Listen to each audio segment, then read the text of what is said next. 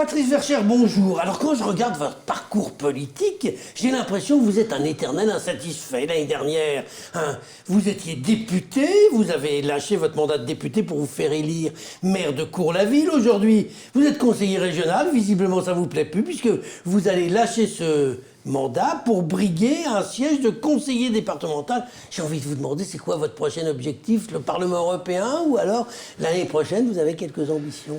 Bonjour Gérard, bonjour à vos auditeurs. Non, en fait, depuis 2019, j'ai décidé en 2019 de me reconcentrer pleinement sur des mandats locaux. Et c'est la raison pour laquelle j'ai démissionné de mon poste de député après 13 ans de vie parlementaire l'année dernière. Je suis redevenu maire de ma commune de Cours, président de l'agglomération de l'Ouest rhodanien. Et aujourd'hui, en effet, je postule pour être conseiller départemental du canton de Thizy-les-Bourgs pour achever mon ancrage territorial tel que j'ai toujours souhaité. Et c'est vrai que depuis la fin du cumul des mandats, le mandat de maire et le mandat, on va dire, local me manquaient énormément. Et aujourd'hui, je pense que le mandat de conseiller départemental me conviendra davantage sur un territoire plus petit, bien sûr, qu'une circonscription, mais avec une forme d'autonomie. Dites-moi, Patrice Verchères, donc j'ai cru à un moment que vous en aviez ras à la casquette de la région et de Laurent Wauquiez, c'est pas ça? Non, pas du tout. Vous savez, je suis le président du groupe Les Républicains, Divers Droite et Société Civile. À la région, j'ai beaucoup œuvré aux côtés de Laurent Wauquiez. Il y a un peu plus de 5 ans, on va dire 6 ans aujourd'hui, je fais partie de ces parlementaires qui ont soutenu la candidature de Laurent Wauquiez à la région. Il y avait d'autres candidats également.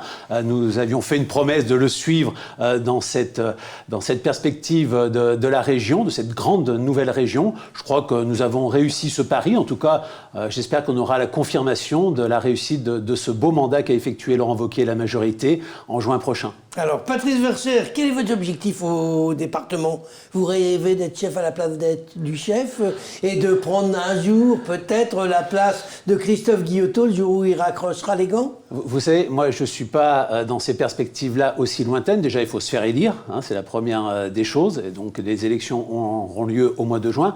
Je suis un ami de Christophe Guillotot depuis donc vous très longtemps. Lui piquer sa place. Nous avons un certain écart d'âge ensemble.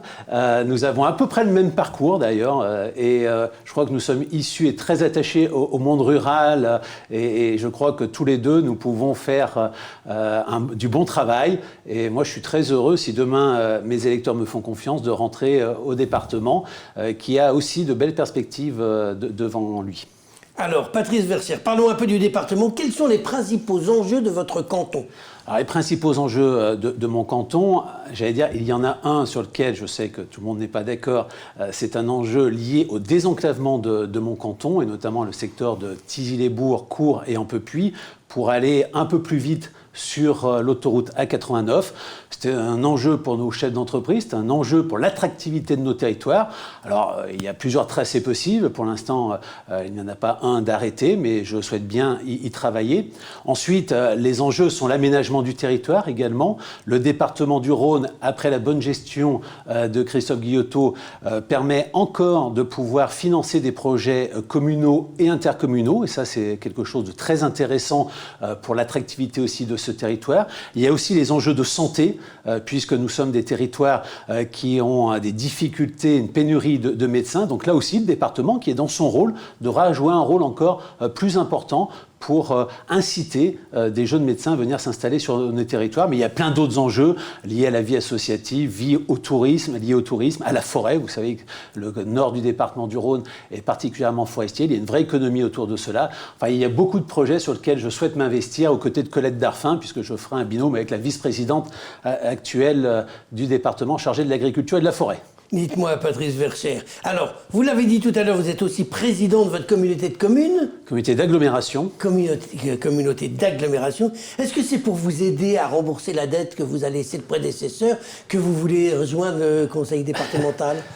Il y avait une dette qui était liée, une très grosse dette d'environ 22 millions d'euros exactement, un peu plus de 22 millions d'euros auprès du Citral. C'était le cadeau auprès du Citral. Aujourd'hui, cette règle est en cours de règlement, puisque en partenariat avec les services de l'État et puis en ayant remis l'ensemble des acteurs autour de la table, que ce soit le département avec Christophe Guillotot, Laurent Wauquiez avec la région, l'État avec notamment la secrétaire générale qui est préfète d'Indar, nous avons réussi à trouver un accord. Donc aujourd'hui, la région va verser les 23 millions d'euros que l'on doit au Citral. Nous pourrons donc payer le Citral et le département du Rhône paiera également une somme à la région qui, à l'époque, n'avait pas pu se faire.